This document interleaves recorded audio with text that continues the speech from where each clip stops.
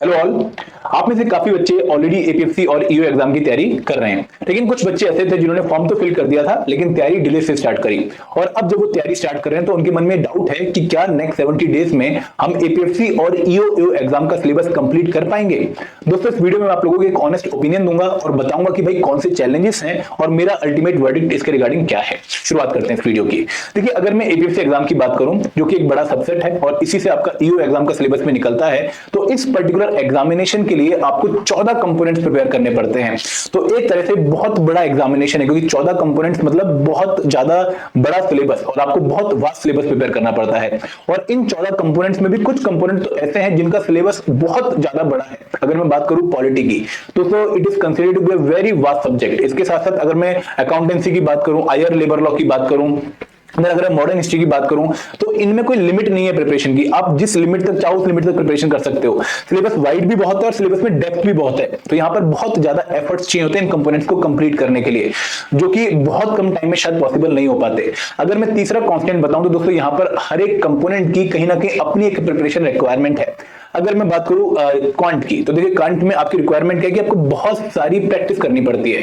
वहां पर कंसेप्ट समझना एक बहुत छोटा प्रोसेस है, लेकिन उस कंसेप्ट को अप्लाई करके मल्टीपल क्वेश्चंस को प्रैक्टिस करना, डिफरेंट लेवल के क्वेश्चन को प्रैक्टिस करना, वो रिक्वायरमेंट है उस पर्टिकुलर कंपोनेंट की। अगर मैं पॉलिटी की बात करूं, अकाउंटेंसी की बात करूं, तो उसकी रिक्वायरमेंट क्या है कि भाई वहां पर आपको ना सिर्फ कंसेप्ट बहुत अच्छी तरीके से आना चाहिए, बल्कि उस कंसेप्ट की अंडरस्टैंडिंग बहुत अच्छी तरह से होनी चाहिए। मतलब आपके बेसिक बहुत अच्छे लेवल पे क्लियर होने चाहिए। हर टॉपिक पे, हर पर्टिकुलर एस्पेक्ट पे आपको क्लैरिटी होनी चाहिए, तो वहां पर क्लैरिटी बहुत जरूरी होती है। अगर मैं मॉडर्न हिस्ट्री की बात करूं तो मॉडर्न हिस्ट्री की रिक्वायरमेंट क्या है कि भाई आपको मल्टीपल टाइम रिवाइज करना पड़ेगा उस कंपोनेंट को।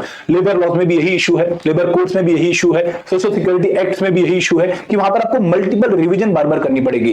दोस्तों, वो बेयर एक्ट है, वहां पे बहुत सारे प्रोविजन है, बहुत सारी डेफिनेशंस है, तो वहां पर एक्चुअल रिक्वायरमेंट क्या है कि भाई आपको बहुत जल्दी जल्दी उस टॉपिक को रिवाइज करना पड़ेगा, ताकि जो बहुत बड़ा फैक्चुअल डाटा का एक पूरा बैंक बन चुका है वो आप जल्दी से रिटेन कर पाओ। अगर मैं करंट अफेयर की बात करूं तो करंट अफेयर की अपनी अलग रिक्वायरमेंट है। वहां पर आपको फैक्चुअल करंट अफेयर भी कवर करने हैं और कहीं ना कहीं यूपीएससी टाइप के कंसेप्चुअल करंट अफेयर भी कवर करने हैं। तो यहां पर हर कंपोनेंट की आपको एक अलग रिक्वायरमेंट देखने को मिलेगी। एक सिंगल सेट स्ट्रेटेजी नहीं है कि भाई हर कंपोनेंट में ये अप्रोच लगाओ और उसको कंप्लीट कर लो, ऐसा पॉसिबल यहां पर आपको देखने को नहीं मिलने वाला। ठीक है। एक चौथा इशू, और अगेन मेरे अकॉर्डिंग भी बहुत बड़ा इशू है, वो ये है कि आपको कुछ कंपोनेंट्स के सिंगल सोर्स ऑफ प्रिपरेशन देखने को नहीं मिलने वाले।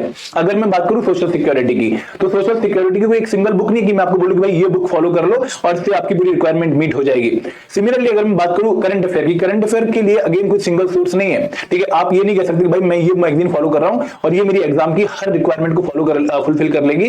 This is going to be a difficult task. तो यहां पर इशू क्या आता है कि भाई आप तैयारी शुरू कर रहे हो, आपको पता है कि भाई मॉडर्न हिस्ट्री की स्पेक्ट्रम है, ठीक है, लक्ष्मीकांत है पॉलिटी की, कुछ बुक्स हैं लेकिन वो बुक्स भी बहुत बल्कि है, मतलब ऑलमोस्ट 700-500 पेजेस की वो बुक हैं, तो वो भी बहुत मुश्किल है कवर करनी। लेकिन उनके साथ कुछ कंपोनेंट्स ऐसे भी हैं जहां पर कोई सिंगल सोर्स नहीं, वहां पर आपको मल्टीपल सोर्सेज पे जाना पड़ेगा, वेबसाइट पे जाना पड़ेगा, मैगजीन पे जाना पड़ेगा, न्यूज़पेपर पे जाना पड़ेगा। तो वो आपका ना सिर्फ टाइम लेगी बल्कि आपको वहां पर चीजें फिल्टर आउट करने में भी बहुत टाइम वेस्ट लगेगा। तो दोस्तों, ये भी चीज डिफिकल्ट बनाती है हमारी नेक्स्ट 70 डेज में होल सिलेबस की कवरेज को।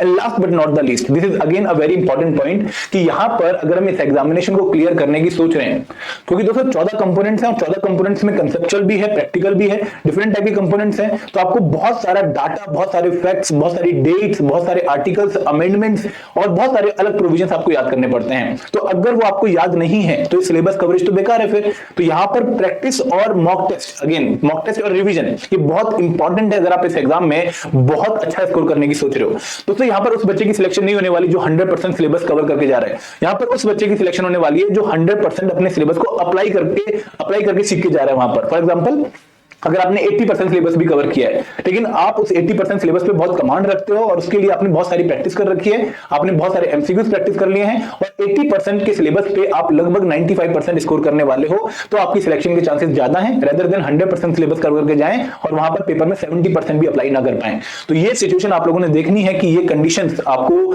बहुत परेशान करेंगी और इस सब के लिए, ठीक है, जो बच्चे अब स्टार्ट कर रहे हैं, 14 कंपोनेंट्स, बहुत ज्यादा सिलेबस, डिफरेंट रिक्वायरमेंट और सिंगल सोर्स ऑफ प्रिपरेशन नहीं है। And last last but not the least, revision and practice के लिए आपके पास टाइम नहीं बचने वाला है। तो यहां पर अगर मैं आपको एक सिंगल वर्डिक्ट दूं कि मेरे अकॉर्डिंग क्या सिचुएशन है, तो फिर मेरे अकॉर्डिंग आप लोगों के लिए बहुत बहुत बहुत मुश्किल होने वाला है 70 दिनों में सिलेबस कवर करना। एक मेरा ऑनेस्ट ओपिनियन है, अगर मैं आपको बोलूं कि 70 दिनों में अगर आप 12-15 घंटे भी पढ़ते हैं तो भी दोस्तों एक डिफिकल्ट सिचुएशन है कि आप सारे कंपोनेंट्स कवर कर पाए, क्योंकि रिवीजन के लिए भी टाइम निकालना पड़ेगा। तो एटलीस्ट आपके लिए 15-20 दिन होने चाहिए जहां पर आप 14 कंपोनेंट्स को लास्ट में रिवाइज कर पाओ। तो आइडियली आप लोगों के पास 15 जून या फिर 20 जून तक का टाइम है, और इस पर्टिकुलर टाइम में लगभग 2 महीने अगर मैं मानूं आज से, तो आपको बहुत ज्यादा एफर्ट्स लगाने पड़ेंगे और कोई भी ब्रेक बीच में नहीं लेना पड़ेगा, और number of hours per day आपको बहुत ज्यादा रखने पड़ेंगे, तब जाकर आप इस सिलेबस को कवर कर पाएंगे। ठीक है, और अगेन उसमें भी डिफिकल्टी है कि मतलब गारंटी नहीं कि आप सिलेबस कवर कर भी पाएंगे, नहीं कर पाएंगे, क्योंकि बहुत डिफिकल्ट प्रेपोजिशन है। तो यहां पर आप लोगों को मेरे according rather than covering the whole syllabus, आपको एक डिफरेंट अप्रोच फॉलो करनी चाहिए कि भाई जो भी मैं पढ़ूं वो ढंग से पढ़ूं।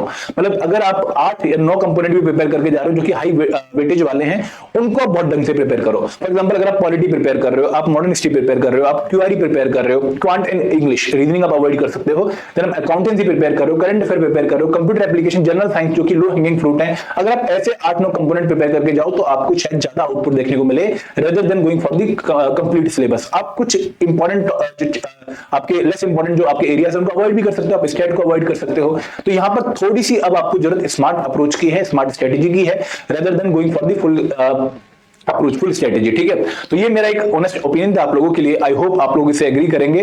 तो ये मेरी एक एडवाइस थी। Thank you very much to all of you. अगर आपको कोई भी डाउट है regarding preparation, regarding strategy, regarding sources या any doubt regarding UPSC EPFO preparation, तो we are there for you. आप लोग हमें कॉल कर सकते हैं 8146207241 पर, या आप एक मेल ड्रॉप कर सकते हैं hello@edutech.co.in पर। Thank you very much.